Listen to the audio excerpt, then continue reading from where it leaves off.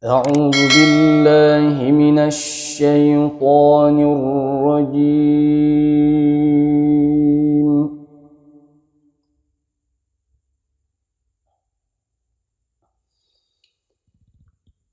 بسم الله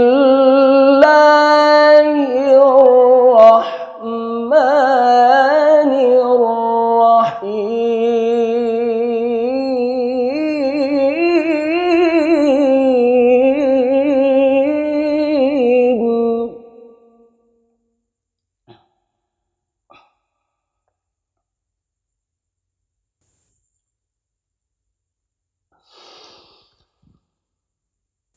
هل أتى على الإنسان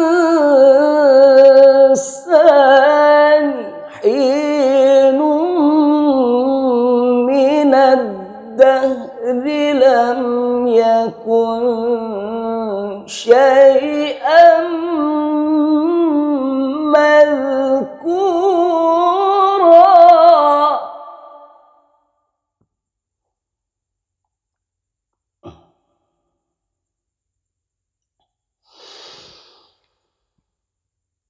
إنا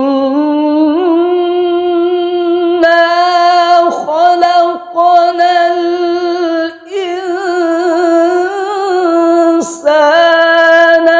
من نطفة أمشاج نبتليه فجعلناه سميعا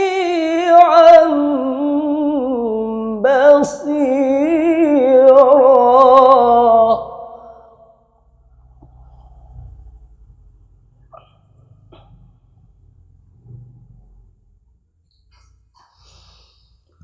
إنا هديناه السبيل إما شاكرا وإما كفورا.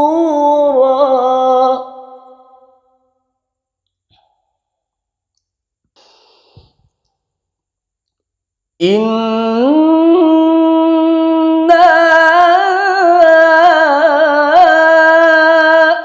أعتدنا للكافرين سلاسل وأغلالا وسعيرا.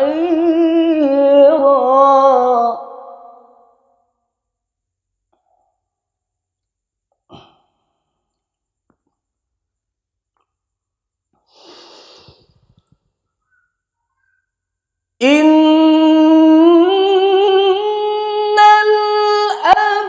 الأبرار يشربون من كأس كان مزاجها كافورا.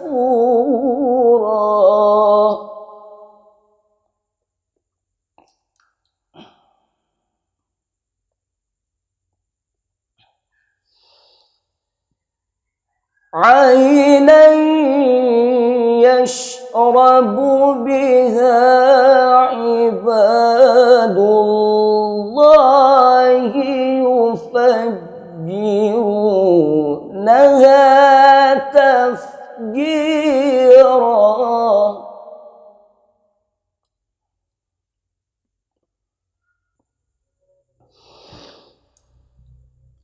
يوفون بالنذر ويخافون يوما كان شره مستطيرا.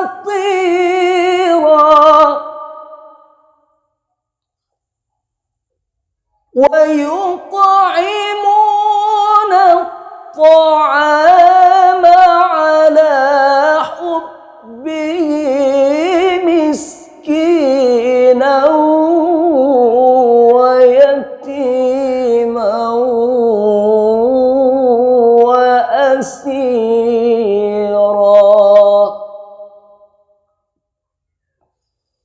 ويطعمون الطعام على حبه مسكينا ويتيما وأسيرا. صدق الله العظيم.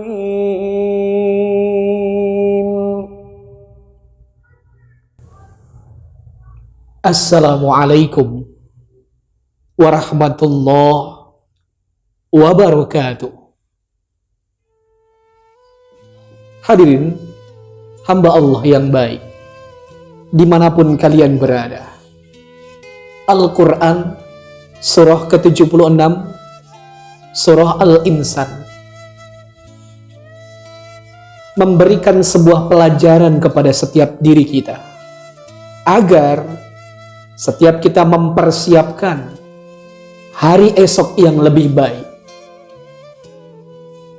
memastikan kebaikan iman dan Islam sampai ketika maut menjemput kehidupan kita.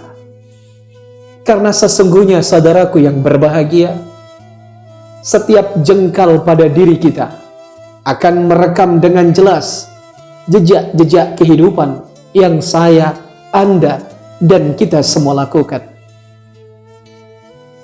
Akan datang satu masa ketika mulut kita dikunci, tangan kita akan berbicara, mata kita akan mengisahkan semua tentang penglihatan dunianya, telinga kita akan menceritakan semua pendengaran dunianya, kaki kita akan mengisahkan tentang semua langkah dunia kita. Karena sekali lagi, setiap jengkal pada diri kita akan merekam dengan jelas jejak-jejak kehidupan yang kita lakukan. Apa yang disampaikan oleh seorang dokter bernama Dr. Khalid bin Abdul Aziz Al-Jubair, seorang dokter lulusan Universitas Oxford di Inggris, ahli bedah saraf jantung terbaik. Beliau bekerja di sebuah rumah sakit angkatan bersenjata milik kerajaan Riyadh di Arab Saudi. Beliau mengisahkan ketika beliau dinas di malam yang gelap, menyusuri koridor rumah sakit untuk memastikan keadaan pasien-pasien di ruangan tempat-tempat di mana dia berjaga malam itu. Sahabatku hadirin yang berbahagia, di keheningan malam, di antara koridor rumah sakit, Dr. Khalid tiba-tiba terhenti langkahnya ketika dikejutkan oleh seorang perempuan, perawat yang memanggil namanya, Dr. Khalid, Dr. Khalid. Ketika sang dokter memalingkan wajahnya, perawat itu mengatakan, "Dok, tolong periksakan kondisi seorang pemuda yang sekian hari telah mengalami masa kritis yang panjang. Aku melihat mesin jantungnya tidak lagi dapat berfungsi dengan baik." Maka kemudian dua hamba Allah itu lari kecil menuju ruangan di mana sang pemuda yang dikabarkan dalam keadaan koma kritis yang luar biasa. Sahabatku hadirin yang berbahagia, sesampainya dokter di dalam ruangan tersebut, kemudian beliau meletakkan stetoskop di telinga dan di dada sang pemuda yang tanda dari kehidupannya telah usai, untuk mendeteksi suara detak jantung tersebut. Dan Masya Allah, Dr. Khalid tidak mendapati suara detak jantung di ujung stetoskopnya, tetapi kemudian beliau terpukau dan terpana ketika beliau mendengarkan suara kumandang azan yang begitu indah, mendayu-dayu, yang keluar dari jantung sang pemuda yang kemungkinan besar telah wafat malam itu. Sesaat beliau seakan terhipnotis, dan ketika dia tersadar, dia bertanya kepada sang perawat di sebelahnya, "Wahai suster, apakah sekarang sudah masuk waktu subuh?" "Belum, Dok, baru sekitar pukul 1.30 dini hari." "Kalau begitu, apakah ada seorang yang mengumandangkan azan di sekitar ruangan ini. Wahai dokter, sedari tadi yang terdengar cuma suara mesin di ruangan ini dan detak jarum jam dan nafas-nafas kita. Maka secara bergantian, Dr. Khalid bersama sang perawat mendengarkan keajaiban kumandang suara azan yang keluar dari jantung sang pemuda yang mungkin telah wafat pada malam itu. Masya Allah, hadirin jamaah yang berbahagia. Saking takjubnya, Dr. Khalid beserta perawat tersebut memutuskan untuk tidak meninggalkan ruangan tersebut, menunggukan sampai keesokan hari ketika keluarga, sanak dan kerabat datang untuk menjemput jenazah tersebut, untuk bertanya tentang perihal sosok hebat yang telah mereka kejumpai pada malam hari itu. Keesokan harinya ketika orang ramai datang, Dr. Khalid kemudian bertanya kepada salah seorang yang berhadir, "Saudaraku, kisahkan kepada kami, siapa laki-laki ini? Amalan hebat apa yang dikerjakannya semasa di kehidupan dunianya?" Maka orang yang datang tadi berkata, "Demi Allah dok, dia adalah pemuda yang ketika dia sejak kecil, orang tuanya memberikan kehidupan yang baik kepadanya, hidup dan didekatkan dengan perkara-perkara agama. Dan kemudian ketika tumbuh menjadi anak remaja dan dewasa, dia menjadi seorang anak yang setiap saat ketika waktu-waktu salat tiba, mengumandangkan azan dengan suara terbaiknya. Dan dialah pemuda yang hadir di awal waktu-waktu salat untuk mendekatkan dirinya kepada Allah Subhanahu wa Ta'ala." Saudaraku yang berbahagia, maka wajar bila jantung sang pemuda tersebut mengumandangkan suara adzan, karena jantungnya merekam dengan jelas jejak-jejak kehidupan yang telah ia lakukan. Hadirin sidang jamaah yang berbahagia, pengalaman yang sama pernah dialami oleh baginda Rasul yang mulia dalam perjalanan Isra Mi'raj, perjalanan yang luar biasa yang menggemparkan dunia. Ketika di langit Jannatul Ma'wah, Rasulullah terhenti karena dikejutkan dengan suara terompah yang begitu dahsyat, tetapi wujudnya tak tampak. Maka kemudian Rasulullah bertanya kepada malaikat Jibril yang menyertai perjalanannya, "Wahai sahabatku, malaikat mana yang berjalan ini?" Maka kemudian Jibril mengatakan, "Ya Habiballah, dia bukan malaikat dari bangsa kami, dia manusia dari golonganmu." Kalau begitu ya Jibril, kisahkan kepadaku amalan dunia apa yang telah ia kerjakan di semasa hidupnya ketika ia wafat sampai terompahnya terdengar di langit Jannatul Ma'wa ini. Maka malaikat Jibril kemudian mengatakan, "Ya Rasulullah, kekasih Allah, dia belum wafat. Dia masih hidup. Dia sahabat dekatmu. Dialah budaknya Muawiyah binti Mukhallaf, seorang hamba sahaya, budak berkulit hitam yang jangankan jiwa, harta, bahkan kehidupannya pun tertawan oleh tuannya. Abu Bakar As-Siddiq membebaskannya dengan harga yang mahal ketika cambukan demi cambukan, pukulan demi pukulan tidak mampu menghentikan niatan dan keislaman yang ada pada diri pemuda dahsyat ini. Bahkan ketika ia ditawarkan singgasana, kebebasan, tahta dan wanita, dia tetap lebih memilih menderita di ujung siksaan-siksaan yang dilakukan oleh tuannya.